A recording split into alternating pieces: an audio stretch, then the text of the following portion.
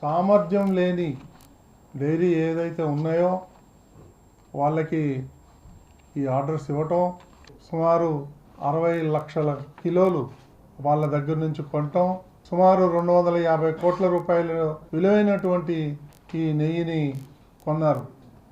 అది గతంలో ఎన్డీడీబీ వాళ్ళు టెస్ట్ చేస్తే దాంట్లో యానిమల్ ఫ్యాట్ ఉందని నిర్ధారించి వాళ్ళు ల్యాబ్ రిపోర్ట్ ఇవ్వటం జరిగింది.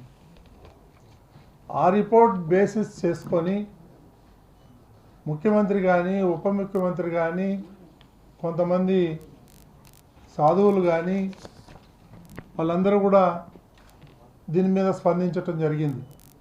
దీన్ని వదిలేసి మాకు క్లీన్ చిట్ వచ్చింది, దాంట్లో యానిమల్ ఫ్యాట్ లేదు, అది లేదు, ఇది లేదు అని బుకాయించడం వాళ్ళందరికీ సిగ్గుచేటు.